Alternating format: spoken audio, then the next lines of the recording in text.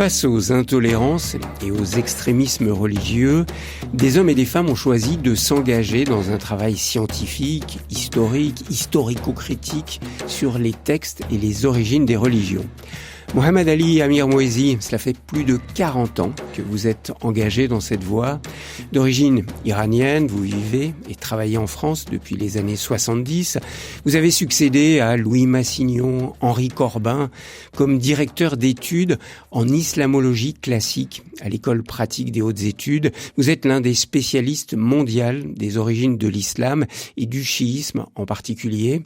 Vous avez dirigé le Coran des historiens, un ouvrage monumental de plus de 3400 pages, considéré comme une somme des connaissances actuelles en matière d'histoire de l'islam. Et vous avez été nommé récemment président du conseil scientifique de l'Institut français d'islamologie, fondé en février 2022 par la volonté du président Emmanuel Macron. Alors, avant de découvrir avec vous les origines de l'islam, le contexte de l'apparition de l'islam et du Coran, j'aimerais que vous nous expliquiez la mission fondamentale de l'Institut français d'islamologie. L'Institut français d'islamologie a été fondé sur un souhait du président de la République, Emmanuel Macron. Et l'idée, je pense, s'est germée dans son esprit après la tragédie de Samuel Paty. Donc l'assassinat de Samuel Paty. Donc le président a demandé à plusieurs personnes, disons appartenant au monde académique, ce qu'on peut faire pour rendre service en quelque sorte aux chercheurs et aux musulmans dans un contexte académique. Et donc plusieurs d'entre nous lui ont conseillé d'essayer de promouvoir l'étude scientifique de l'islam. Et donc c'est à la suite de ça que en 2022, l'Institut français d'islamologie a été fondé au sein du ministère de l'enseignement supérieur, dont l'objectif est la promotion, le développement de l'étude scientifique de l'islam, c'est-à-dire de faire de l'islamologie. Et donc cet institut dont je suis le président du conseil scientifique et qui est présidé par le recteur Claudio Galderisi et dont le directeur est le philosophe Pierre Quay, directeur de recherche au CNRS, a plusieurs missions. D'abord créer des postes universitaires, et je dois dire qu'on en a créé une douzaine depuis 2 ans, donc des postes de professeurs et de maîtres de conférences. C'est de financer des projets de recherche d'excellence en islamologie. Parce que cela n'avait pas lieu ou n'était pas assez développé. Ça n'existait pas. Ça n'existait pas. Ni en France, ni dans le reste du monde. Ni à ma connaissance ailleurs. Et vous savez, ça fait maintenant 40 ans que je suis dans le milieu universitaire, que j'enseigne. Et si on y ajoute le temps de mes études, ça fait un demi-siècle. Je dois dire que l'Institut français d'islamologie est le plus grand don de l'État à l'étude de l'islam en France que j'ai connu. Ça n'a jamais existé. Donc, comme je disais, création de postes, financement des projets de recherche, bourse aux étudiants. Est-ce qu'il y a urgence, selon vous, de mener un travail scientifique, un travail historico-critique, comme l'on dit, sur l'islam, les origines du Coran, les origines de l'islam ? C'est-à-dire ce travail existait, bien sûr. L'islamologie française est une des meilleures au monde, et depuis, je dirais, plus d'un siècle. Mais je pense qu'il y avait urgence à le développer. C'est-à-dire que, si vous voulez, avec le départ à la retraite ou le décès des grands islamisants, des grands islamologues, donc il y avait urgence à renouveler ces postes-là, parce que très souvent ces postes disparaissaient avec le départ de leurs détenteurs. Et donc, effectivement, il y avait de moins en moins de postes consacrés à l'islamologie. J'entends par là, c'est-à-dire l'étude de l'islam dans ces disciplines fondamentales. Je ne parle pas de l'islam contemporain, de l'islam politique, de la sociologie de l'islam contemporain, etc. Je parle des disciplines fondamentales, c'est-à-dire la théologie, la mystique, la philosophie, l'étude du Coran, l'exégèse coranique, le droit, etc. Et alors, vous ne craignez pas que certains vous disent, mais pourquoi ce sont des scientifiques et des scientifiques occidentaux, pour la plupart, qui font ce travail et non pas des musulmans. Alors vous êtes une exception, vous êtes d'origine iranienne, vous êtes musulman, mais la majorité des grands chercheurs scientifiques aujourd'hui, si je ne m'abuse, sont des occidentaux. Alors, non, c'est-à-dire, je dirais que, à part moi, il y a d'autres chercheurs et d'autres enseignants dans l'université française qui sont d'origine musulmane. Bon, je ne sais pas s'ils sont musulmans, s'ils sont croyants, pratiquants, ça ce n'est pas notre affaire. Il y en a d'autres. Mais ce qui est important, et j'infléchirai votre question dans ce sens-là, c'est que effectivement, il s'agit de faire de la recherche et d'enseignement sur l'islam selon les méthodes que je dirais occidentales. Ce sont des méthodes occidentales, donc les méthodes fondées sur la philologie et l'histoire. Et ça, l'histoire a fait que ces méthodes sont nées et ont été développées en Occident. Donc, je pense que effectivement, justement, pour avoir peut-être une approche distanciée et autant que possible objective de l'objet, c'est-à-dire de l'islam, il ne faut pas avoir une approche confessante. Il faut avoir l'approche peut-être distanciée et froide de l'historien. Vous voulez dire, Ali Amir Moaisi, que ce travail qui a été mené sur le christianisme depuis le 19e siècle pratiquement, ce qu'on appelait ce travail historico-critique sur la Bible, doit être mené sur le Coran et qu'il n'a pas été mené actuellement ou suffisamment? Oui, et pas seulement sur le Coran, mais surtout la culture, la civilisation islamique dans toute sa richesse. Donc, et dans toute sa diversité. De la naissance du Coran, sur les hadiths. Oui, et d'ailleurs, les islamisants se sont inspirés par ce qu'on appelle les méthodes de la critique biblique, parce qu'il n'y en a pas d'autres. Parce qu'il n'y en a pas d'autres, comme je vous le disais, c'est une aventure intellectuelle qui a commencé en Occident et plus tôt que le 19e siècle, c'est-à-dire l'origine remonte peut-être aux exégèses bibliques de la fin du Moyen-Âge et ensuite à la Renaissance, à l'humanisme, à l'approche, effectivement, à la naissance de l'approche philologique et historique des choses, des écrits juifs et chrétiens. Et donc, cette méthode ou ces méthodes sont nées en Occident. Et ce sont ces méthodes-là qui ont permis, en quelque sorte, cette approche non confessionnelle qui a permis quand même des avancées extraordinaires dans l'étude des religions.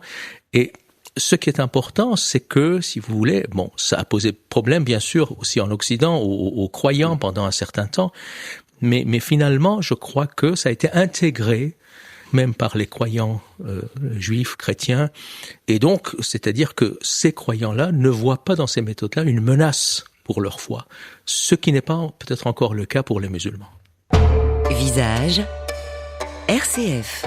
Ali Amir Moaisi, merci d'avoir accepté ce défi énorme que je vous ai demandé, en 1 heure, d'essayer de nous donner des éléments clés, fondamentaux, pour comprendre justement le travail qui est le vôtre, cette analyse historico-critique du Coran, des origines de l'islam.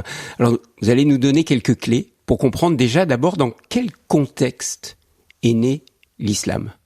Il n'est pas sorti de rien, ex nihilo. Pouvez-vous nous aider à comprendre, 7e siècle, en Arabie Saoudite, Mahomet est là. Dans quel contexte arrive-t-il ? D'abord, c'est moi qui vous remercie de votre invitation, Thierry Lyonnais, et de votre accueil. Alors, peut-être avant l'islam, parce que l'islam, je dirais, est postérieur à la mission prophétique de Mahomet et à son message prophétique qu'on appelle le Coran, un peu plus tardif.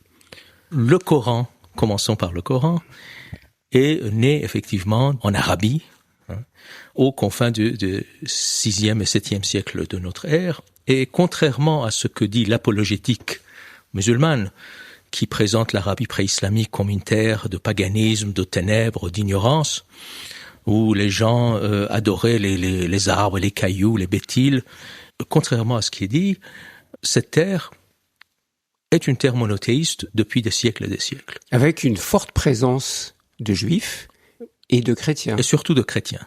C'est-à-dire les chrétiens à cette époque sont de loin majoritaires. Donc ce qui est normal, c'est que, c'est-à-dire ce que dit la tradition musulmane plus tardive, c'est de l'apologétique, tout le monde dit la même chose. Avant nous, il n'y avait rien, après nous, il y a tout. Ce n'est pas le cas, c'est-à-dire ça a été démontré par des fouilles archéologiques, par des données épigraphiques, codicologiques, etc. et surtout par le Coran lui-même, et j'y reviendrai, que cette religion, ou en tout cas ce message prophétique, est né dans un milieu qui est monothéiste depuis des siècles. Ce qui est normal, c'est que les Arabes, qui sont des commerçants et des caravaniers depuis la nuit des temps, circulent entre les grandes civilisations antiques, la Byzance au nord, le Yémen au sud, l'Iran à l'est, l'Éthiopie et l'Égypte à l'ouest, et ce sont des civilisations et des cultures monothéistes depuis des siècles. Donc sur ce chemin des caravaniers, il y a des villes déjà qui existent, Médine, la Mecque, et dans ces lieux-là, il y a des communautés chrétiennes, juives qui existent. Et depuis fort longtemps, dans les caravanes, comme on sait, on ne transporte pas seulement les marchandises, mais également des hommes, des livres, des croyances, des religions. Et effectivement, cette terre est imprégnée et appartient à ce qu'on pourrait appeler la tradition biblique. Alors lesquels, ça, on le sait peu, parce que les choses sont plurielles. À quel judaïsme, à quel christianisme, parce que les christianismes sont divers et pluriels. À cette il y époque, avait les nestoriens, les ariens, il y avait plusieurs courants. Oui, ce qu'on appelle les christianismes orientaux. Également, peut-être, des judo-chrétiens, les manichéens, qui appartiennent aussi à la tradition biblique, et du côté iranien, les zoroastriens, bon, ce n'est pas la tradition biblique, mais ce sont des monothéistes. Et comme je le disais également, la preuve la plus évidente de tout cela, c'est le Coran lui-même. C'est-à-dire que si vous regardez le Coran, à côté de quelques données rares sur l'Arabie pré-islamique païenne, sur quelques idoles de l'Arabie païenne, et quelques prophètes, deux ou trois prophètes proprement arabes, le reste du Coran, c'est-à-dire des milliers de références à des choses bibliques. Chaque page de Coran est remplie, soit des figures bibliques, ça va de Adam et d'Ève jusqu'à Marie, Jésus, Jean-Baptiste, en passant par Noé, Job, Jonas, Salomon, David, Moïse, Abraham, des personnages absolument centraux du Coran, et Jésus. Et ça veut dire que Mahomet appartenait à une de ces traditions religieuses avant sa révélation? Alors très probablement, c'est-à-dire que nous avons une réelle spiritualité dans le Coran, et cette spiritualité n'est pas née du néant, elle ne tombe pas du ciel. Alors là aussi, contrairement à ce que nous dit l'apologétique musulmane, très probablement, Mahomet, mais également toute l'Arabie, appartenait à ces traditions. Comme je vous l'ai dit, on ne sait pas très exactement quelle tradition, mais on peut affiner les choses, et on a essayé de l'affiner dans le Coran des historiens et ailleurs. Mais bien sûr, ces gens-là appartiennent à une tradition, et je dirais savante, une tradition savante, appartenant donc à la culture biblique. Donc, mais on ne sait pas laquelle. On ne sait pas si c'est alors du judaïsme, plus ou moins. Si alors plus ou moins, on sait, c'est-à-dire que il y a quand même des données juives assez nombreuses dans le Coran. Il y a des données chrétiennes. Je vous donne un exemple, c'est que, par exemple, la christologie coranique. La christologie coranique, d'abord, il faut savoir que même la mariologie, le Coran parle plus de Marie que l'ensemble des évangiles synoptiques. Il y a toute une sourate, un chapitre de Coran qui s'appelle Marie, Mariam. Alors, là aussi, Jésus, un personnage absolument central du Coran, à chaque fois que le Coran parle de lui, dit Jésus, le Christ, Al-Masih, le Messie, fils de Marie, Esprit de Dieu, Verbe de Dieu. Donc, c'est-à-dire que le Coran reconnaît que Jésus est le Christ. Cette insistance sur le fait qu'il est fils de Marie, c'est pour ne pas dire fils de Dieu. C'est pour ça la présence de Marie. Et en même temps, reconnaissance du fait qu'il est Verbe de Dieu et Esprit de Dieu, une notion christologique extrêmement compliquée que le Coran n'explique pas. C'est-à-dire que son auditoire connaît ces expressions, qui sont des expressions compliquées, sinon c'est complètement absurde, n'est-ce pas, de parler ça. Donc nous avons affaire à une christologie qui n'accepte pas la filiation divine de Jésus. Mais qui est complètement dans l'esprit des différents courants chrétiens de l'époque, parce que les grands conflits des synodes étaient autour de la personne de Jésus. Absolument. Qui était-il? Et puis de sa double nature. C'était humaine. le grand débat des nestoriens, des Oui, de l'arianisme. Des arianistes, des montanistes, des monarchianistes. Donc, c'est-à-dire cette christologie coranique n'a rien de exclusivement coranique ou arabe. C'est une christologie qui existe, comme vous venez de le dire, dans des courants, mais qui sont considérés comme hétérodoxes par la grande église catholique de Constantinople, de Byzance. Et donc, mais on retrouve donc cette christologie dans le Coran. أعوذ بالله من الشيطان الرجيم بسم الله الرحمن الرحيم كافها يا عين صاد ذكر رحمة ربك عبده زكريا إذ نادى ربه نداء خفيا قال رب إني وهن العظم مني واشتعل الرأس شيبا ولم أكن بدعائك رب شقيا وإني خفت الموالي من ورائي وكانت امرأتي عاقرا فهب لي من لدنك وليا يرثني ويرث من آل يعقوب واجعله رب رضيا. Alors Ali Amir Moaisi, pourquoi Mahomet va-t-il se détacher des deux autres monothéismes et va-t-il fonder une autre religion monothéiste? Alors, je ne pense pas que, c'est-à-dire, on ne voit pas ce détachement dans le Coran. Le Coran se présente comme un prolongement, justement, du message de Moïse, c'est-à-dire la Bible hébraïque, en quelque sorte, et du message de Jésus, c'est-à-dire la Bible chrétienne. Ça, il le dit assez souvent.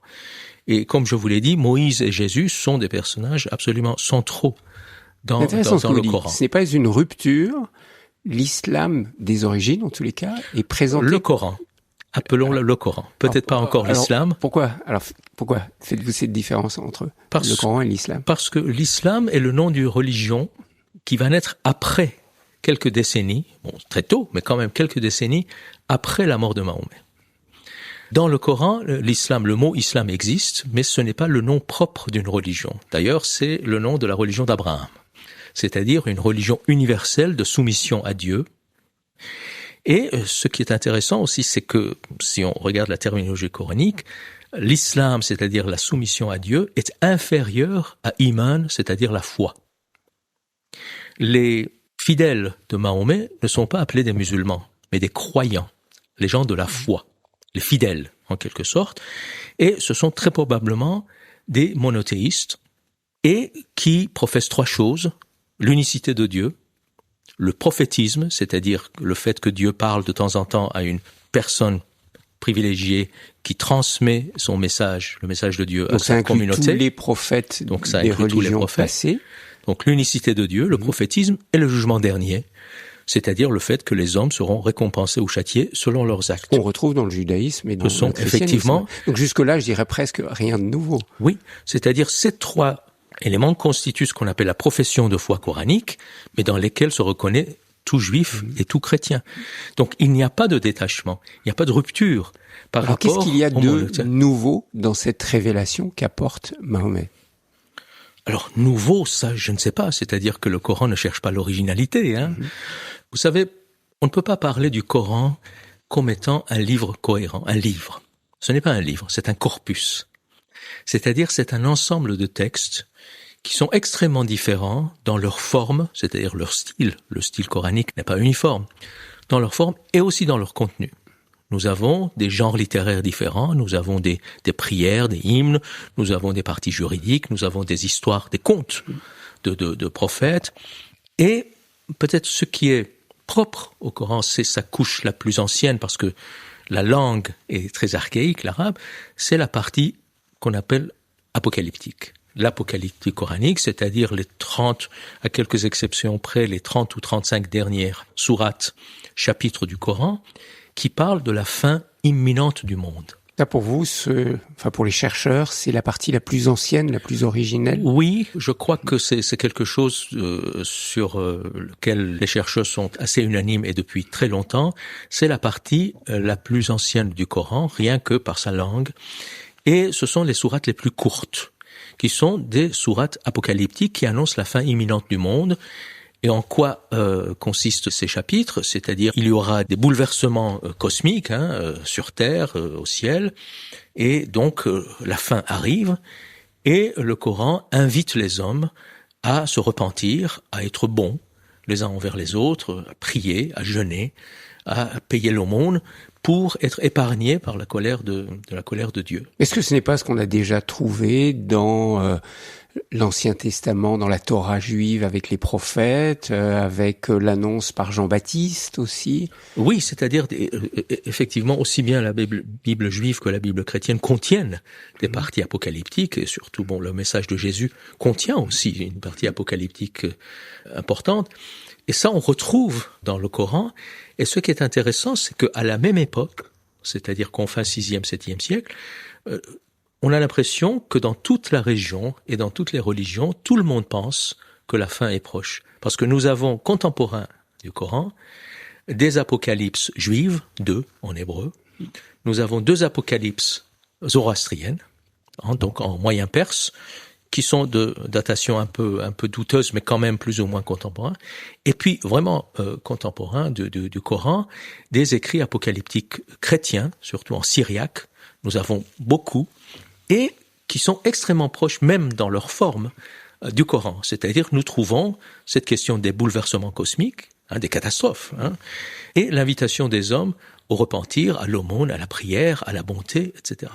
Donc, de ce point de vue-là, au moins, cette partie-là du Coran appartient véritablement à son temps et à son époque. Et pourquoi cette ambiance de fin du monde? Parce que il y a une ambiance de fin du monde, c'est-à-dire qu'il y a des guerres entre les 2 grands empires de l'époque, les Iraniens, Sassanides et les Byzantins. Depuis très longtemps, il y a des guerres, donc avec leur lot de massacres, de déportation des populations, des maladies, les jeunes qui partent et qui ne reviennent pas, des taxes. Il y a des épidémies, surtout de peste. La peste d'Emmaüs est bien connue des sources chrétiennes. Il y a des éclipses de soleil et de lune, ça on le sait par des données astronomiques. Par des données géologiques, on sait qu'il y a eu des tremblements de terre absolument meurtriers.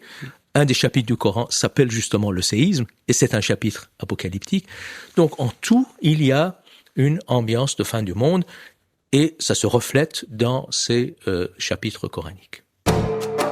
Visage, Thierry Lyonnais. Ali Amir Mouezi, j'aimerais qu'on parle de la naissance du Coran, de la création du Coran. Parce que, à ma connaissance, Mahomet ne savait pas lire, écrire, il n'a rien écrit, d'après ce que l'on dit. Donc, comment d'un enseignement oral, qui a été le sien, c'est-à-dire la transmission orale de sa révélation, on en est arrivé à la construction d'un corpus qui est très important aujourd'hui pour les musulmans, qu'on appelle le Coran? Alors, d'abord, l'illettrisme de Mahomet est également une donnée apologétique. Ça, c'est-à-dire même dans la tradition islamique elle-même, nous avons des données qui montrent que Mahomet n'était pas illettré. Alors pourquoi l'apologétique musulmane le dit? Parce que ça augmente le caractère miraculeux du Coran. Donc un homme illettré reçoit la révélation et donc il ne peut absolument rien ajouter de son propre chef à cette révélation. Donc tout ce qui est là est la parole de Dieu. Mais en fait, ce n'est pas le cas. Donc, comme je vous l'ai dit, il y a également dans la tradition islamique des récits qui nous disent que le prophète n'était pas illettré. Et d'ailleurs, on le voit également, comme je l'ai dit au début de notre entretien, on voit que nous avons affaire, avec Mahomet et son entourage, à une communauté qui a des informations extrêmement précises, je dirais savantes, sur les cultures ambiantes. C'est-à-dire que dans le Coran, il y a des sous-textes, il y a des parties, des passages du Coran qui sont comme je dirais pas des traductions, ça n'existe pas dans le sens moderne du terme, mais des paraphrases de textes préexistants, juifs et surtout chrétiens de langue syriaque. Et l'analyse et l'examen minutieux de ces passages montrent que les rédacteurs de ces passages-là avaient une connaissance livresque, écrite de ces textes-là. Donc nous avons affaire à des gens qui connaissent les écrits, qui connaissent probablement d'autres langues. Il y a de plus en plus d'études sur le bilinguisme des Arabes, donc nous changeons complètement de perspective. L'arabe et l'araméen. Et l'araméen, surtout le syriaque, ou l'arabe et l'hébreu, ou l'arabe et le grec. Nous avons des inscriptions sur pierre, en bilingue, arabe et grec, ce qui est normal, je dirais, pour des commerçants. Ce sont de grands businessmen, on dirait. Et c'est très normal, c'est-à-dire qu'ils avaient des relations internationales. Et donc, c'est normal que les couches, peut-être les traits des Arabes aient été bilingues. Mais comment a été rédigé le Coran ? Alors aussi, c'est pas un livre qui est arrivé, unifié une fois pour toutes. Le Coran que nous connaissons aujourd'hui, et là il nous faudrait des émissions entières pour parler de cette évolution, mais a été constitué progressivement. En tous les cas, au 7e siècle. Oui, alors là, la tradition islamique en parle elle-même, c'est que donc le prophète recevait au fur et à mesure la révélation, et il dictait donc ces révélations à ses scribes. Et donc ces scribes mettaient par écrit sur toutes sortes de supports ce que leur dictait le prophète, et peu à peu, effectivement, c'est constitué un certain nombre d'écrits qui ont été édités entre guillemets après la mort du prophète. Donc là aussi, il y a des récits qui sont divergents. Mais ce qui est sûr, donc, c'est que la publication écrite, c'est-à-dire les écrits rendus publics du Coran, date des décennies qui ont suivi la mort du prophète. Donc, je rappelle, la mort du prophète, c'est 632. Voilà. Donc, les décennies qui ont suivi ont permis de constituer ce corpus qu'on appelle le Coran. Oui, alors selon la tradition, disons, orthodoxe, entre guillemets, islamique, le Coran que nous connaissons a vu le jour sous le califat du 3e calife, donc du 3e successeur du prophète, donc juste quelques décennies après sa mort, Osman. Mais d'après, disons, la plupart des spécialistes, ça s'est réalisé plus tard, pas beaucoup plus tard, mais quand même à la fin du 1er siècle de l'Hégire, donc à une époque quand même très ancienne, mais quand même bien après la mort du prophète, sous le 5e calife Omeyyade, donc le 8e après le prophète, le calife Abd el-Malek, qui est un personnage extrêmement important. Mais entre-temps, il est arrivé des événements extrêmement importants qui ont certainement eu une influence sur l'élaboration du Coran, c'est-à-dire la mort du prophète, les guerres civiles entre ses fidèles, les grandes conquêtes arabes et la mise en place d'un empire, c'est-à-dire des événements qui ont changé la face du monde. Et tout ça très très rapidement. Et très très rapidement. Et donc le Coran a été élaboré, sa rédaction a été réalisée en même temps que ces événements extrêmement importants. Mais Ali Rami Mouezi, est-ce qu'on peut dire qu'il y a eu plusieurs Corans avant que Osman unifie ces textes, les impose, crée pratiquement ce qu'on pourrait appeler une vulgate, la vulgate ousmanienne? Certainement. Là aussi, aussi bien la tradition islamique que la tradition scientifique le montrent, il y avait plusieurs Corans, différents dans leur forme et dans leur contenu. D'ailleurs, la tradition islamique dit que Osman, en imposant sa version unique, donc la vulgate, a supprimé, a détruit les autres versions.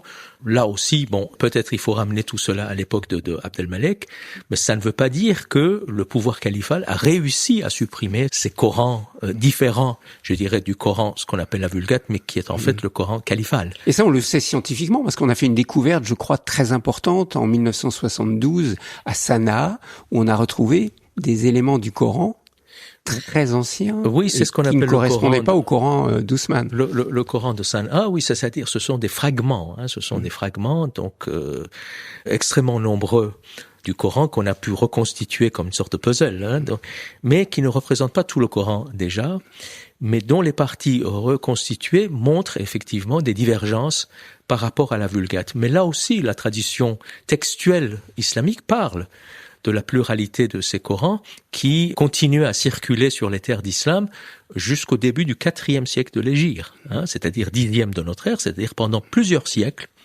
plusieurs Corans circulaient sur les terres d'islam, et c'est finalement au 4e siècle de l'Hégire que la Vulgate, ce qu'on pourrait appeler le Coran impérial, le Coran califal, a été imposé à tous les musulmans et que tous les musulmans vont accepter donc ce Coran-là.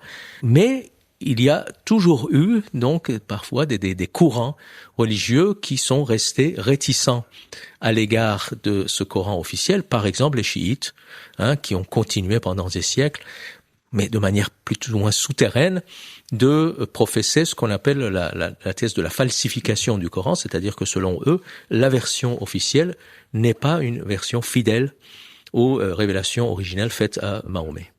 Alors Ali Amir Moesi, ce que j'ai découvert aussi en préparant cette rencontre avec vous, c'est que les Corans les plus anciens n'avaient ni ponctuation ni voyelle. Et donc, sujets à des interprétations différentes ou à des lectures différentes. J'aimerais que vous nous éclairiez là-dessus. Oui, c'est-à-dire que ce qui existait avant donc l'invention en quelque sorte des points diacritiques et des voyelles, c'était le squelette consonantique effectivement. Et là la langue arabe effectivement dans son orthographe sans voyelles et sans points diacritiques présente beaucoup d'ambiguïté, c'est-à-dire qu'il y a des mots qui peuvent être lus de différentes manières et donc compris de différentes manières et donc interprétés. Mais je dirais que cette question n'apporte pas énormément de divergences dans les lectures et les interprétations. Ce qui apporte des divergences, ce sont effectivement cette question de pluralité des Corans. Pourquoi est-ce qu'on a gardé tel texte et pourquoi est-ce qu'on a rejeté tel autre texte, en fait? C'est ça la vraie question. Ça dépend de ce que vous appelez « on ». C'est-à-dire que... Je dirais « on » Osman. Oui. Alors, il y a une version officielle. Osman qui a imposé un Coran et qui l'a distribué dans différents lieux où l'islam s'était répandu comme étant le Coran définitif. C'est-à-dire que, vous savez, ce n'est pas propre à l'islam, mais les écritures font partie des outils de pouvoir. Donc, l'Empire, pour qu'on le prenne au sérieux, devait avoir sa propre religion, qui va s'appeler Islam, très probablement à l'époque de Abdelmalek dont on parlait. Donc, nous sommes à la fin du 1er siècle de l'Hégire. Abdelmalek a régné, si je me rappelle bien, en l'ère chrétienne, de 685 à 705. C'est sous son règne que ce nom de Islam va être donné comme nom propre à cette religion. Donc l'Empire doit avoir sa propre religion, doit avoir son propre prophète. C'est à cette époque-là que vraiment Abdelmalek fait promouvoir la figure aussi de Mahomet comme étant le prophète de cette religion. Et il a besoin d'un livre aussi, j'imagine. Et il a besoin. Parce que les chrétiens ont un livre et les juifs ont un livre. Donc il fallait que les musulmans aient un livre. Oui, et avant d'avoir un livre, ils avaient besoin d'avoir une langue.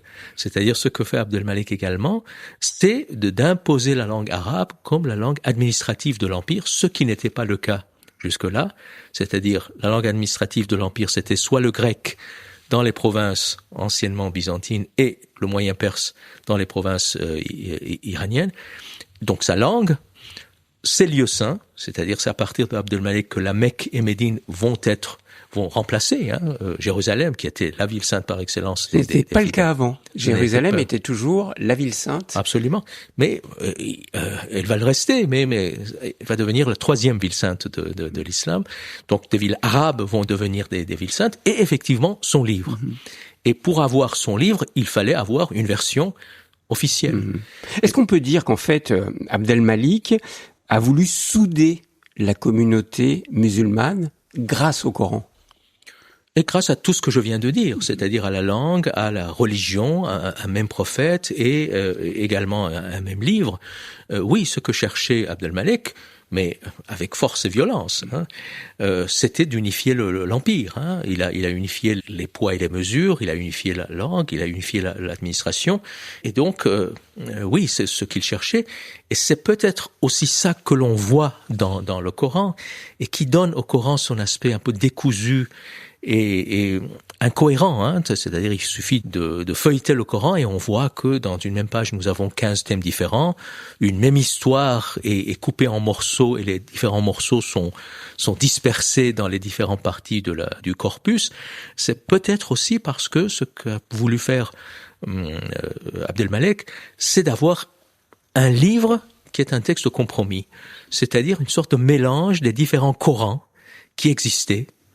Et selon les chiites, ils le disent, et puis la question ça a été posée par les premiers chercheurs qui ont travaillé sur le Coran, peut-être en y supprimant les noms propres des contemporains du prophète. C'est une question qui s'est posée aux spécialistes. Pourquoi, contrairement par exemple aux livres bibliques, hein, que ce soit la Bible juive ou la Bible chrétienne, contrairement à ces corpus qui sont les parents hein, du Coran, il n'y a mention d'aucun contemporain de Mahomet dans le Coran. Il est lui-même cité 4 ou 5 fois, alors que Abraham, Moïse, les d'autres figures bibliques sont cités des centaines de fois. Et pourquoi aucun contemporain, sauf 2 personnages obscurs, bon, hein, peut-être un fils adoptif et son oncle, mais ses grands compagnons, ses amis, sa famille, ses ennemis ne sont pas cités. Donc peut-être en supprimant ces noms, Abdelmalek a voulu également éviter des tensions entre ces gens qui sont en guerre, hein, comme je l'ai dit.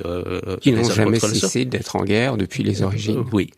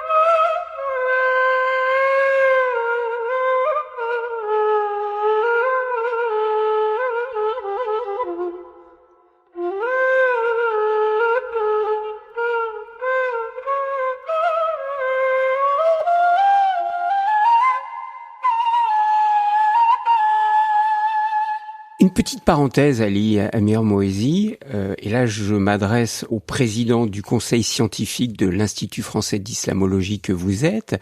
Quand des musulmans croyants entendent le fruit de vos travaux, ou quand les grands responsables de l'islam au Caire, en Arabie Saoudite, lisent, et je l'espère, vos travaux de scientifiques, et notamment ce livre monumental que vous avez publié, Le Coran des historiens, comment accueillent-ils ces recherches scientifiques, ces affirmations que vous donnez sur les différents Corans qui ont pris place au sein de l'histoire? Comment est-ce que c'est accueilli, ce travail scientifique?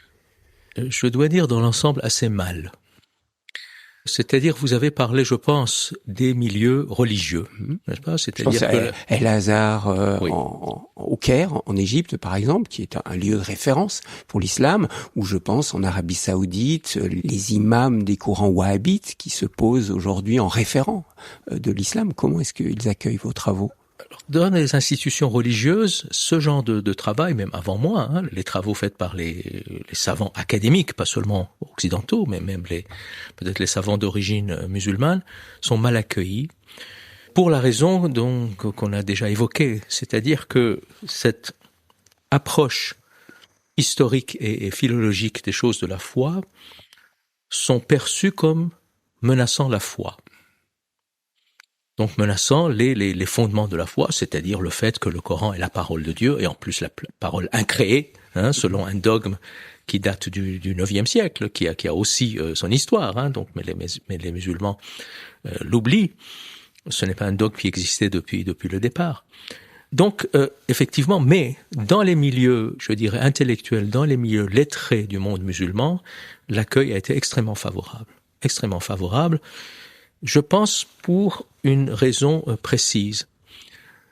C'est-à-dire que, vous savez, bon, nous sommes peut-être au centre des problèmes actuels. C'est ce qu'on appelle l'islam politique violent,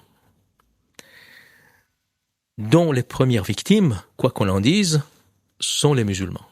Bien sûr, nous avons connu ici en Occident des attentats, mais si vous regardez le monde musulman, il y a des guerres maintenant qui vont du Nigeria jusqu'en Afghanistan et au-delà, des pays entiers qui n'existent plus dans l'indifférence la plus totale. La Syrie n'existe plus, le Yémen n'existe plus, l'Irak pratiquement pas, la Libye. Et donc, ça, si vous voulez, bien sûr, il y a des raisons géopolitiques liées aux grandes puissances, aux marchands d'armes, aux milieux financiers, mais également, c'est que il y a des mouvements à l'intérieur de l'islam qui instrumentalisent les textes religieux, mais qui quand même s'appuient sur des textes religieux pour donc leurs exactions et de pratiquer la violence. Et donc là, les premières victimes sont les musulmans. Et donc, arrive ce que j'ai appelé l'apprentissage par la souffrance. C'est-à-dire, il y a de plus en plus de musulmans dans les milieux de journalistes, de lettrés, d'intellectuels, d'universitaires, qui disent que maintenant, c'est assez, on ne peut pas dire que nos problèmes viennent exclusivement du colonialisme, de l'impérialisme, du sionisme. Il y a peut-être quelque chose qui ne va pas dans notre propre tradition, et plus encore dans le regard que nous avons. Mais les personnes qui disent cela risquent leur vie. Oui. Sont menacées. Oui, mais quand même, il y a des gens qui le disent de plus en plus et qui l'écrivent, peut-être avec des rhétoriques, avec des formulations qui passent quand même, et qui disent qu'effectivement, il y a peut-être quelque chose, une évolution à envisager dans le regard que nous avons vers notre propre tradition. Et pour ces gens-là, des travaux scientifiques comme le Coran des historiens, ils me l'ont dit, j'en ai des dizaines et des dizaines, voire des centaines de témoignages, c'est une aide, c'est un soutien, c'est une respiration.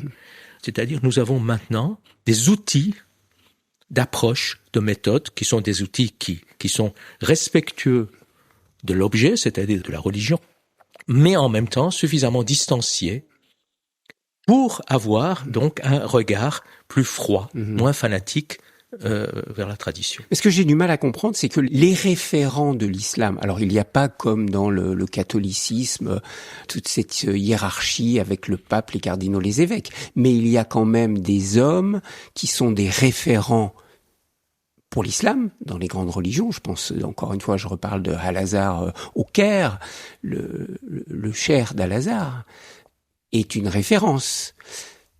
Comment accueille-t-il vos travaux? Est-ce qu'il les encourage ou est-ce qu'il dit non, ces travaux sont dangereux pour notre foi et ils ne correspondent pas à notre croyance?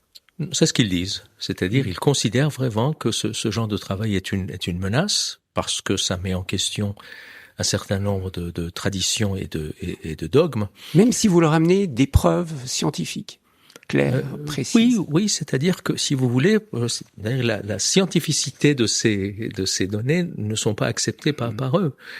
Ils ont peut-être une autre définition de la science. C'est pour ça que je disais que ces méthodes-là, qui sont issues quand même d'une tradition occidentale, ne sont pas acceptées par ces gens-là, d'autant plus que, c'est-à-dire, ils disent que ce sont des méthodes aussi qui ont été utilisées par le colonialisme, etc., pour soumettre nos peuples, ce qui n'est pas faux. C'est-à-dire, il y a eu quand même des orientalistes, aussi bien des islamisants que des spécialistes de l'Inde ou des pays africains, qui ont eu une approche colonialiste, mais il reste quand même extrêmement rare. Mais alors, c'est pour ça que c'est urgent que ce soit des musulmans eux-mêmes qui s'engagent dans ces travaux.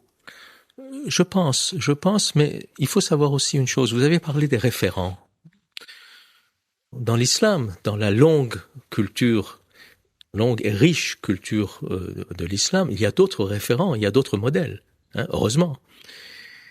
Et justement, parmi les grandes figures de la culture islamique, il y a des gens qui ont quelque part apporter peut-être une réponse à cette question de tension, cette question, c'est-à-dire entre l'approche scientifique et l'approche confessante. Je parle à deux personnes, par exemple le grand mystique Ibn Arabi, qui est un des plus grands mystiques, qui est appelé le plus grand maître dans la mystique musulmane, et puis le grand théologien Razali.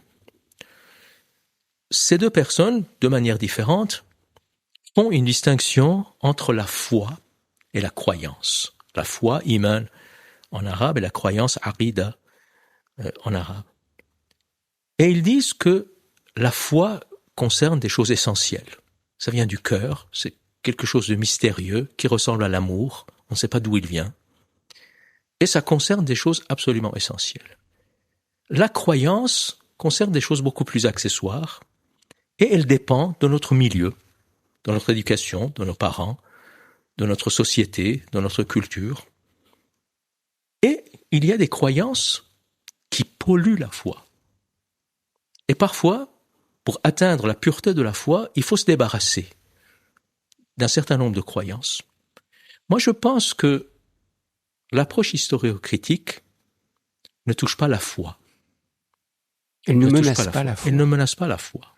Elle ne concerne pas la foi. Mais elle sert justement, peut-être, à faire le tri entre ce qui est essentiel et qui relève de la foi et ce qui est accessoire et qui relève de la croyance. Donc, elle peut mettre en question un certain nombre de croyances pour les fidèles, je veux dire pour les musulmans. Mais peut-être la mise en question de ces croyances peut consolider leur foi. Donc, en quelque sorte, peut-être, en voyant les choses autrement, c'est-à-dire en changeant nos lunettes et en essayant de voir les choses calmement et non pas de manière un peu émotionnelle ou fanatique, on peut se rendre compte que l'approche historique et critique et philologique peut même consolider la foi en mettant en question un certain nombre de croyances. Parce que en quelque sorte, en historicisant les Écritures, c'est-à-dire ce qui relève des hommes, comme le disait quelque part Spinoza, l'approche historique déshistorise Dieu. Il place Dieu au-dessus de ces choses-là. Et on se rend compte que, moi je parle pour un croyant, donc c'est-à-dire que si on considère que Dieu s'adresse aux hommes, donc il s'adresse comment? C'est-à-dire, ou bien on considère qu'il a un message collectif qui doit gérer la société, et donc ce Dieu doit avoir des représentants sur terre. Mais de cette manière-là, soit vous politisez Dieu, soit vous divinisez le pouvoir. Ce qui est, tous les deux, menace la foi. Mais si vous considérez que Dieu s'adresse aux hommes dans leur intimité, dans leur cœur, et donc là, il ne s'agit pas d'avoir des représentants de Dieu, mais de servir Dieu sur terre. Et servir Dieu sur terre, soit sur le plan intime, c'est la piété, et sur le plan collectif, c'est servir son prochain. C'est-à-dire avoir la bonté et la justice, qui est fondée sur quelque chose de très simple, sur l'éthique. Et qu'est-ce que dit l'éthique depuis le sage Hillel? Ne fais pas à autrui ce que tu veux pas qu'on te fasse. C'est aussi simple que ça.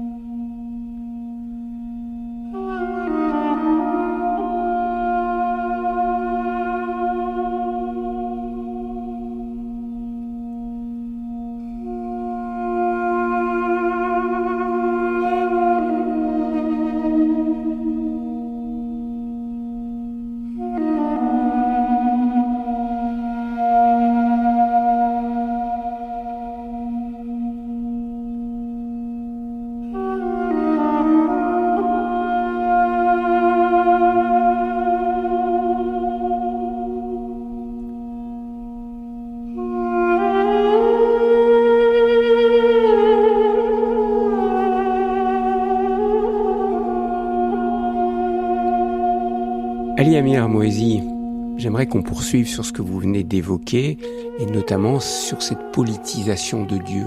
On a l'impression qu'il y a un rapport très intime entre le politique et la religion dans l'islam.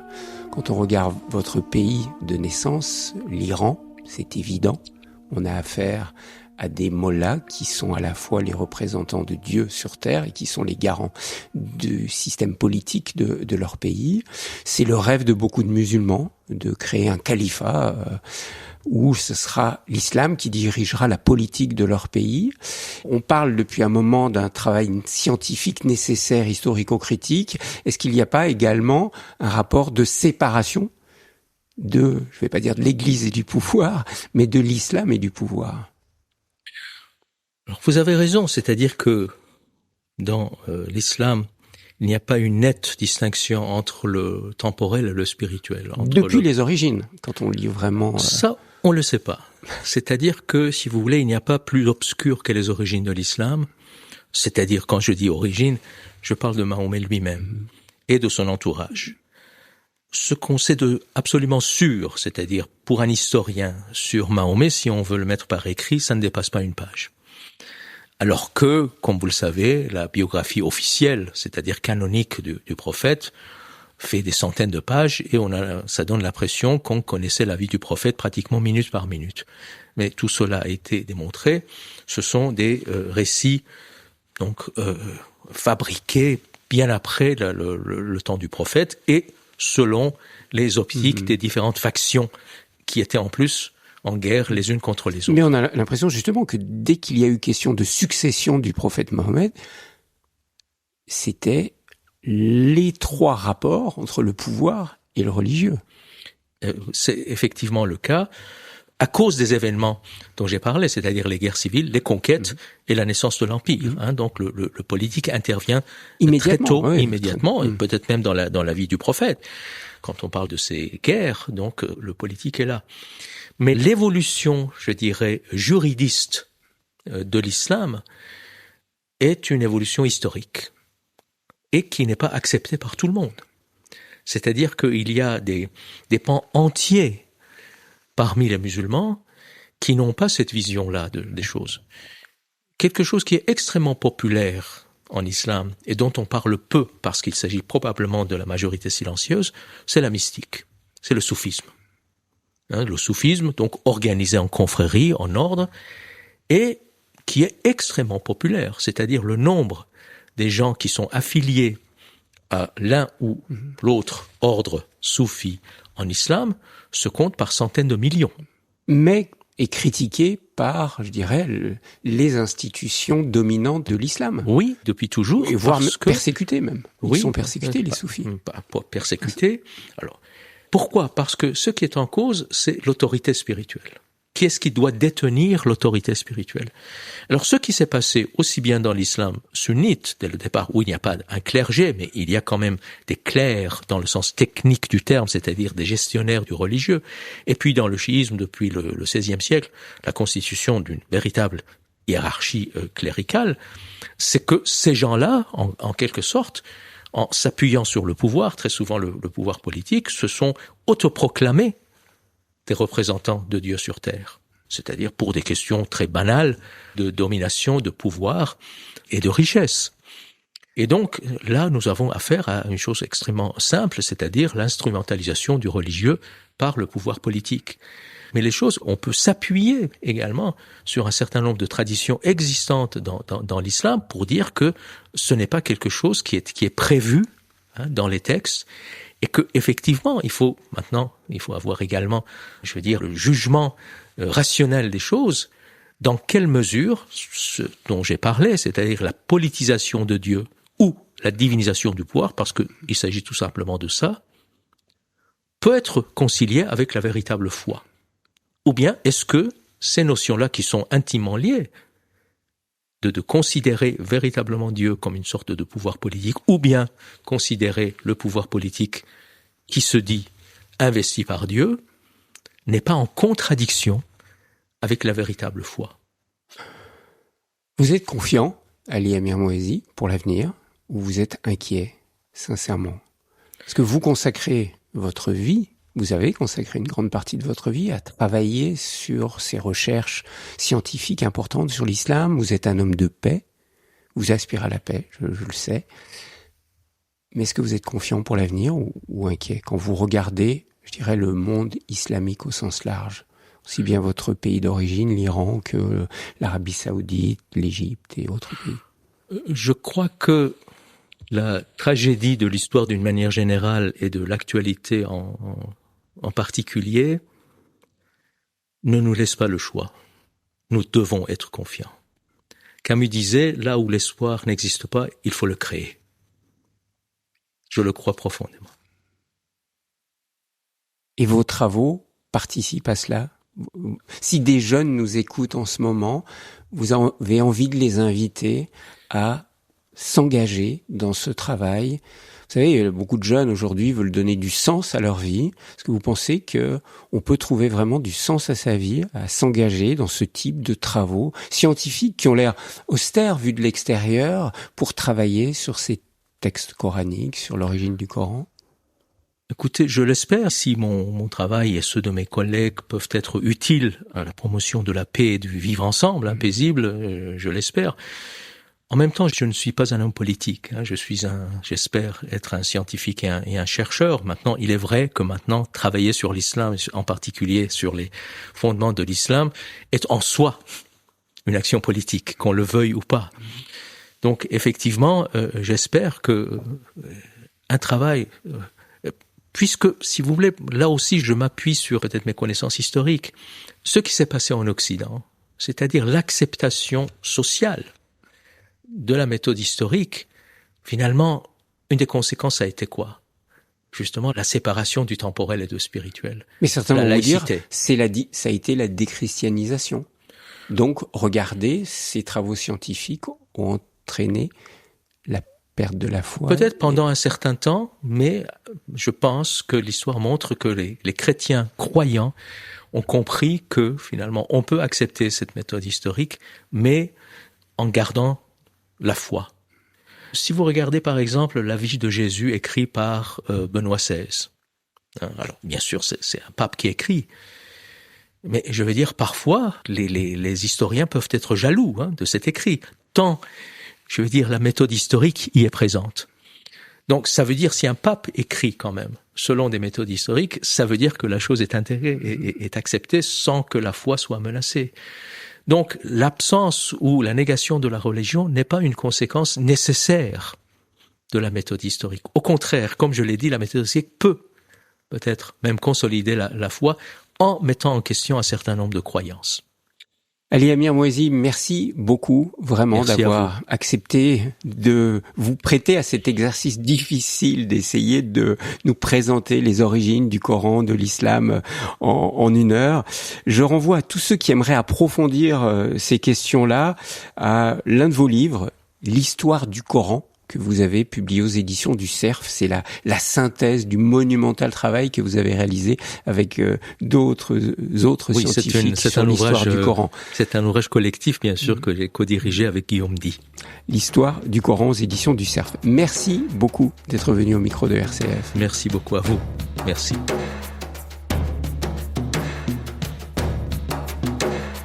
Cette émission Visage vous a été proposée par Thierry Lyonnais. Réalisation technique, Nathan Faure.